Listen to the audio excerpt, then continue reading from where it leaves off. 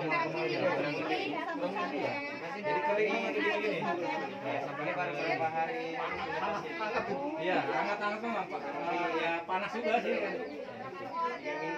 Sempat saya dapat 20. Jadi kalau dia Iya, tapi ya nggak tahan Pak. Karena pakai makan ayam. Ya. Pak kemarin yang besar-besar kadang sikat diserang sudah 3 tikus, bulan Pak. di sini untuk Saya ayam. 3 bulan ternak ayam kampung.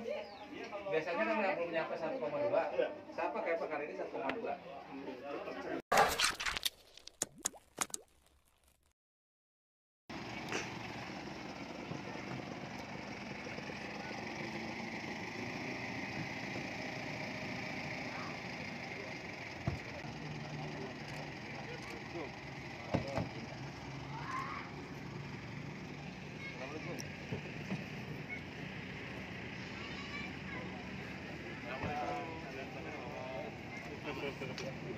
Dari pesantren. Kayaknya kenal ini. Masih mau buat dia. Salam.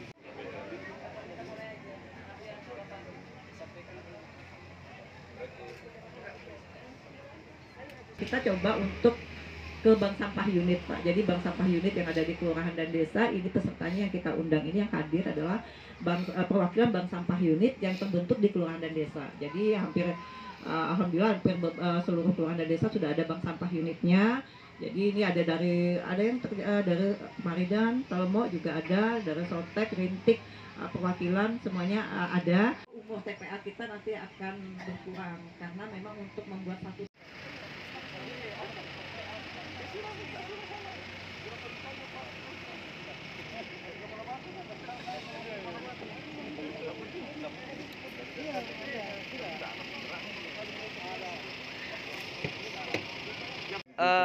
apa program yang dilakukan untuk SKK Migas sendiri? Ini sebagai di SKK Migas Pak?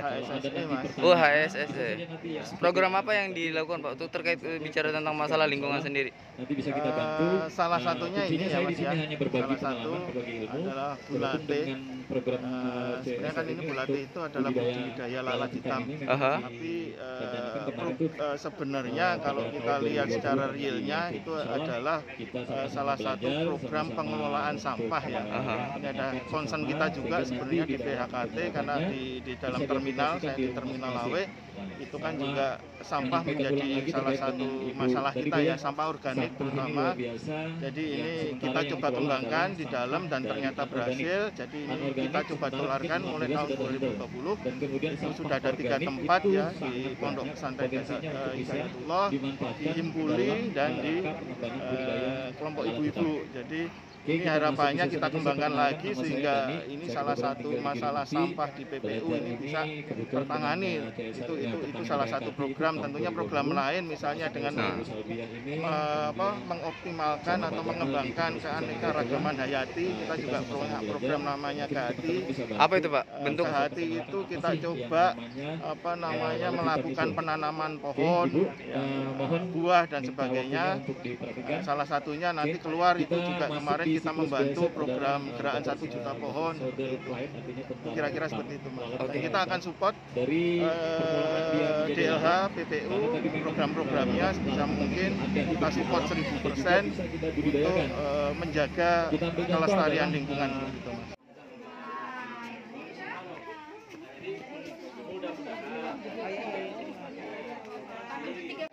paling banyak dia jadi 200 gram. Jadi pohonnya ya. Karena ringan betul ya Bu ya. Harganya berapa Bu? 10.000 satu. Berarti masih untung basah apa ya? Masih untung basah Pak. Masih untung basah, jual Cuma basah ya. keuntungannya kalau kita kering, kalau misalnya melimpah kan dia bisa bertahan, awet ya Bu ya, awet. Nah baru. Jadi secara ekonomis lebih Kalau misalnya untung pemasarannya basah jual basah daripada kering ya. bisa pegang-pegang itu. Satu ini Pak, 1 gram ya. Jadi kering gini. Sampai beberapa hari. Iya, hangat-hangat memang Pak. Ya panas juga sih. Sempat saya dapat 20. Jadi kalau dia Iya, tapi ya nggak tahan Pak. Karena pakai makan ayam. Pak Pak kemarin yang besar-besar karena diserang sudah 3 tikus. bulan, Nah, Pak. di sini. Usia 3 bulan ternak ayam kampung. Biasanya kan nggak belum nyampe 1,2. Saya pakai kali ini 1,2. Izin buka di agenda hari ini bagaimana Bu? Agenda hari ini sebenarnya kegiatan pelatihan budidaya lalat hitam yang mana pesertanya dari Bank Sampah Unit dan Bank Sampah Induk yang ada di Penajam Pasir Utara. Ini kerjasama dengan pihak PHKT. Support anggarannya semua dari pihak perusahaan PHKT. Alhamdulillah di kegiatannya pesertanya sekitar 50 orang. Iya. Untuk pelatihan budidaya lalat hitam ini sendiri Bu, apa follow up dari dinas DLH sendiri? Dari dinas LH sendiri sebenarnya lebih kepada untuk membuat sinergitas ya untuk kerjasama dengan pihak perusahaan kepada masyarakat dalam rangka memanfaatkan sampah organiknya.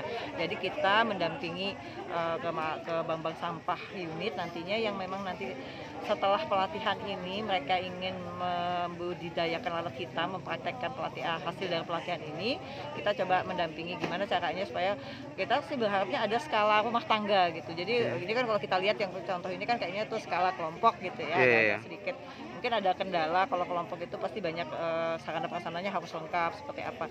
Tapi kalau nanti yang skala rumah tangga, harapan kita di rumah tangga itu sendiri bisa membudidayakan lalat hitam dengan memanfaatkan sampah organik yang sisa-sisa makanan. Seberapa besar potensi sampah yang bisa dimaksimalkan masyarakat kita, Bu? Kalau potensi sampah sebenarnya besar karena di setiap kelurahan maupun desa itu kan biasanya ada pasar nih. Nah, justru sampah-sampah pasar itu potensinya besar karena kan di sana ada pedagang sayur, kadang-kadang ada sayur yang sudah layu dibuang begitu saja. Kemudian dari pedagang mungkin juga buah yang kadang mereka kulit-kulit buah di pasar. Nah, kalau mereka dalam bentuk kelompok mungkin bisa kerjasama dengan pengelola pasar untuk memilah sampah organiknya yang nantinya dimanfaatkan untuk makanan maggot itu sendiri. Itu punya potensi lah karena kita sampah pasar banyak. Akan support terus agenda ini Bu? Agenda ini kita harapkan kita tetap, karena kan mereka yang pesertanya bank sampah unit ya, mereka kan juga kegiatan-kegiatan bank sampahnya juga berjalan tetap di bawah binaan kita Dinas Lingkungan Hidup. Kita tetap mendampingi dan berharap memang ada nanti percontohan untuk budidaya lalat hitam ini nantinya. Jadi ada percontohan bank sampah unit yang memang nanti akan membudidayakan lalat hitam ini dalam rangka memaksimalkan memanfaatkan sampah organiknya di lingkungan kelurahan atau desanya mereka. Bagaimana komitmen perusahaan untuk memaksimalkan program-program serupa, Bu?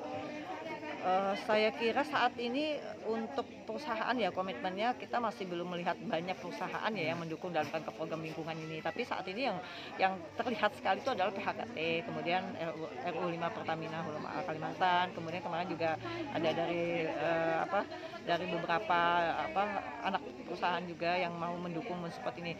Makanya harapan kita 2022 ini kita akan coba menggalang semua perusahaan yang ada di PPU yang artinya mereka juga punya tanggung jawab lingkungan, karena kita juga ingin tidak hanya bicara sampah saja, banyak hal yang bisa kita lakukan terkait dengan tanggung jawab lingkungan, misalnya untuk dukungan dari terkait dengan peningkatan kapasitas lingkungan, misalnya penanaman mangrove, kemudian kemarin yang kayak bantuan bibit-bibit pohon untuk sekolah-sekolah, kemudian membina sekolah-sekolah adiwiyata yang nantinya mereka juga punya program-program tentang penanganan lingkungan untuk perbaikan lingkungan kita di PPU.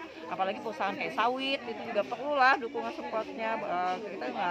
Kita lihat sekarang ini kan lahan-lahan kritis yang harusnya juga diperhatikan oleh pihak perusahaan yang ada di sini.